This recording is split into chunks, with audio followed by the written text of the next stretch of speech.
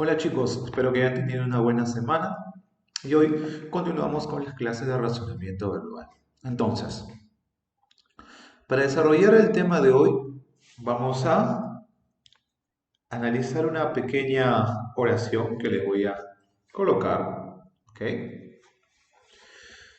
Tenemos el policía capturó al. El policía capturó al. ¿Qué ocurre con esa oración? ¿Está completa? No, sí o no. La oración está incompleta. Lo que vamos a hacer ahora es completar esa oración. ¿Ok? Pero para eso, ¿qué tenemos que hacer? Obviamente, escoger palabras que le den un sentido adecuado, ¿no? Adecuado. Que le den un sentido lógico a la oración. Y para eso tenemos que enfocarnos en el contexto. El policía capturó al, y adicionalmente tenemos la imagen, ¿no?, que nos puede ayudar. ¿Qué palabra podría ser? A ver, veamos si es así. El policía capturó al ladrón, correcto, al delincuente, si has pensado en esa otra alternativa. Entonces, vemos que esta oración que ha estado incompleta, hemos elegido una palabra para completar dicho mensaje, ¿no?, dicho contenido. Pero para eso, obviamente, hemos elegido la palabra que se relacione con el contenido de la oración, ¿no?, con las palabras que están a su alrededor. El ejercicio que vamos a desarrollar hoy día consiste en eso, ¿no? Nos van a presentar unas oraciones cuyo contenido o idea está incompleta, ¿no?, a medias. Es el ejercicio de oraciones incompletas. ¿Ok? Entonces, la actividad que vamos a desarrollar, y allí este tema, están en su libro de razonamiento verbal en la página 48. Entonces ustedes se van a ubicar en esta página con su libro de razonamiento para que puedan desarrollar y completar el contenido que está ahí y luego trabajar los ejercicios para consolidar lo que han aprendido hoy. ¿Ok? Entonces, como decíamos, los ejercicios de oraciones incompletas nos van a presentar un concepto, un pequeño texto en la cual tenemos que agregar una o varias palabras dependiendo de la situación, ¿no?, que nos necesiten.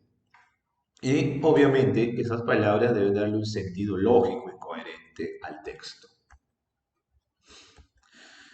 Para eso vamos a considerar tres criterios, tres aspectos.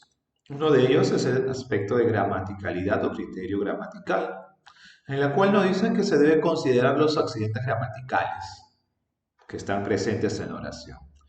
Es decir, la palabra que yo elija debe coincidir en los accidentes gramaticales que están presentes en la oración o alrededores de la palabra para completar.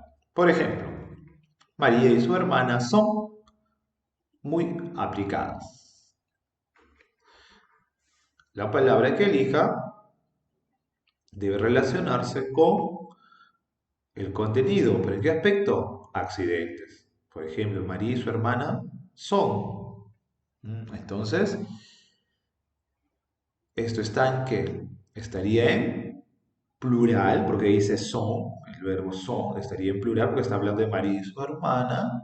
Estaría también ¿qué? ¿En qué género? María y hermana, género femenino. Mm. Tenemos esas características. Son muy aplicadas. Acá también tenemos plural y femenino. Entonces, la palabra que elija debe presentar esos mismos accidentes gramaticales. Por ejemplo, tenemos la alternativa amigas, personales, estudiosas y estudiantes. María y su hermana ¿qué alternativa podría ser? Son amigas muy aplicadas, son personas muy aplicadas, son estudiosas muy aplicadas, o son estudiantes muy aplicadas? La respuesta sería, correcto, son estudiantes muy aplicadas. Tiene la relación del género que está en femenino y luego el número en plural, ¿no? Las estudiantes aplicadas, correcto. El otro criterio que vamos a desarrollar es el contextual.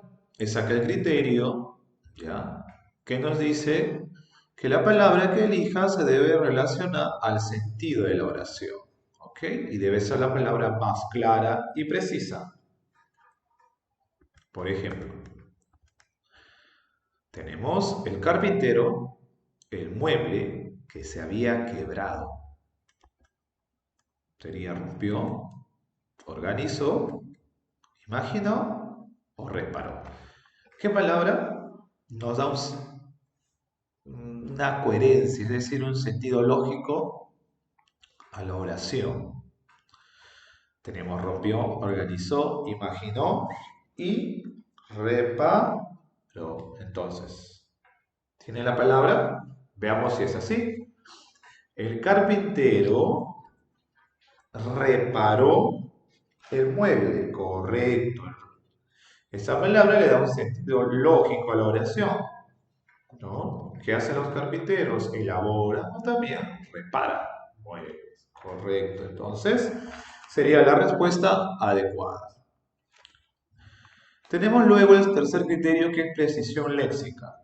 Dice que debemos elegir la palabra o término con el significado pertinente al contexto oracional. Es decir, debo elegir la palabra que se adecue a la situación o contexto mencionado en la oración. Por ejemplo, Juan, un emotivo poema para su nueva maestra. Tenemos propuso, hizo, escribió, imaginó. ¿Qué alternativa sería la adecuada de acuerdo al contexto de la oración? Juan, emotivo de un poema para su nueva maestra. ¿Eligieron la palabra? Veamos si es así. Juan escribió un emotivo poema. Correcto. Según las alternativas que tenemos, la palabra escribió es la que se adecua más al contexto de la oración, ¿no? Juan escribió un emotivo poema. Entonces, los ejercicios de oraciones incompletas son ejercicios que consisten en elegir las palabras adecuadas para la oración. En base a eso, van a haber tres criterios, pero un detalle importante, si se han fijado, es que esos criterios siempre están o se aplican los tres en la misma situación o en el mismo momento. Es decir, no se pueden separar. Por ejemplo, ¿ya? Tomemos esta oración. El carpintero reparó el mueble que se había quebrado.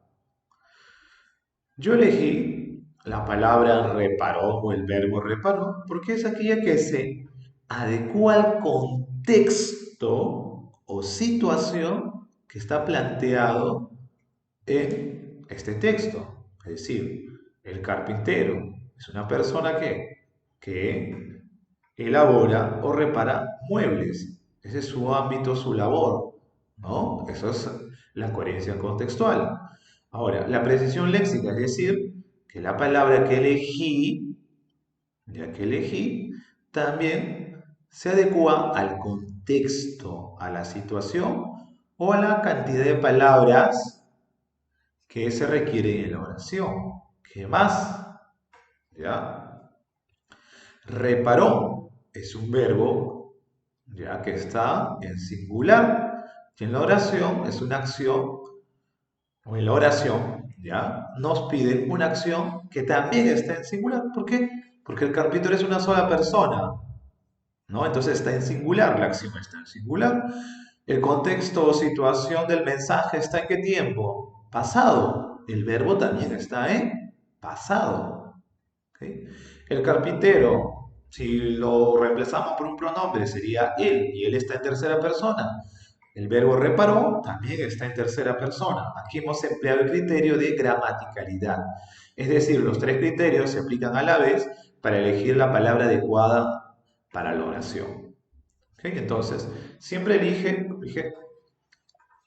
palabra o palabras que se adecúen coherentemente a la oración. ¿Ok, chicos? Entonces, ya hemos visto los tres criterios, ya, las características que tienen este tipo de ejercicios que son sencillos, ya, son muy sencillos. Entonces, ustedes van a desarrollar las actividades como una manera de práctica, de ejercicio, ya, las actividades que están en su libro en la página 49 y 50. Ya, página 49 y 50 de su libro de razonamiento verbal. ¿Ok? Sería la primera parte.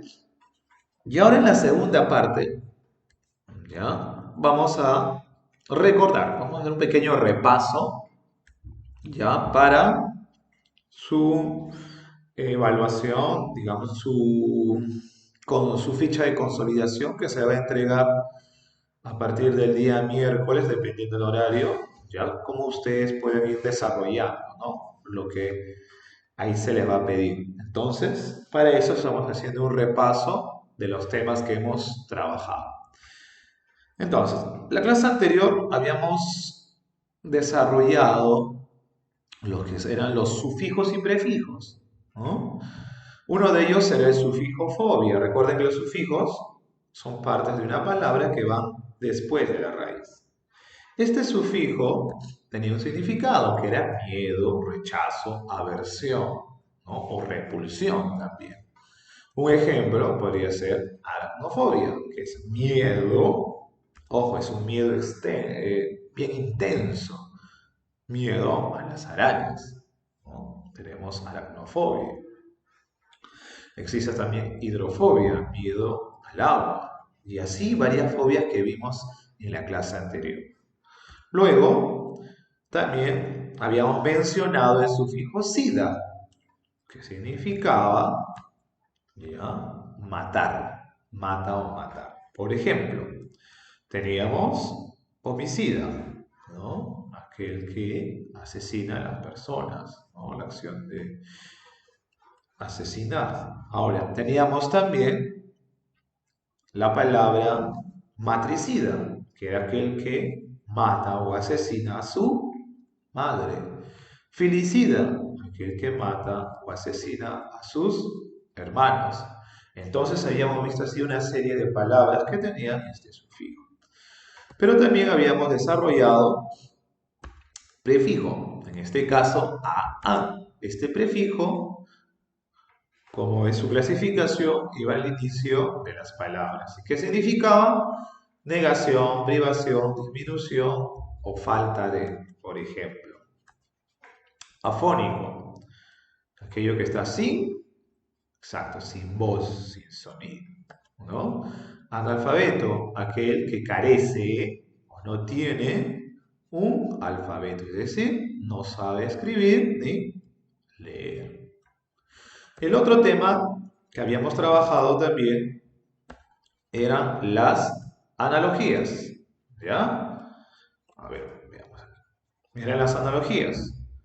Recordando que las analogías, ya vamos a poner todo completo,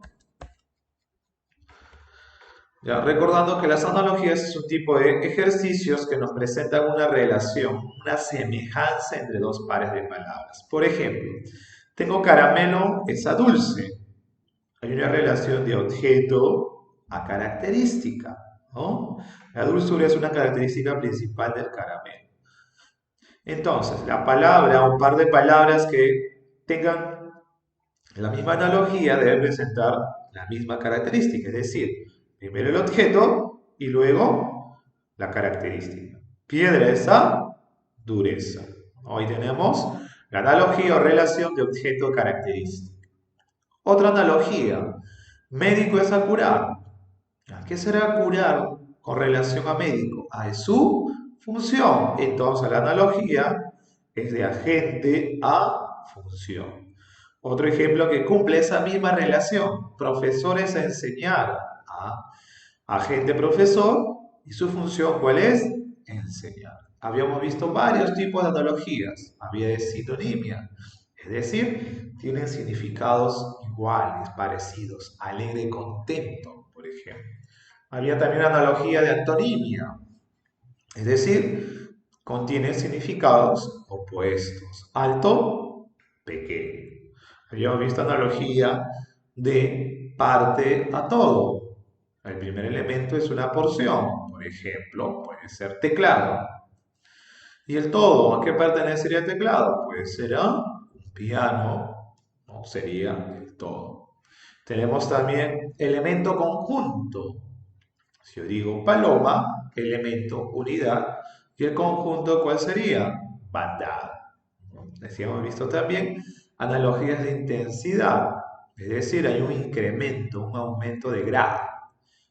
Teníamos el ejemplo de trotar, que es caminar despacio, y correr, que es ya más intenso, que sería la relación de intensidad. Y así había varios, ¿no? Objeto característica, agente lugar, entre otros. Entonces, esos son los tres temas, incluido oraciones incompletas, que vendrá en su ficha de consolidación.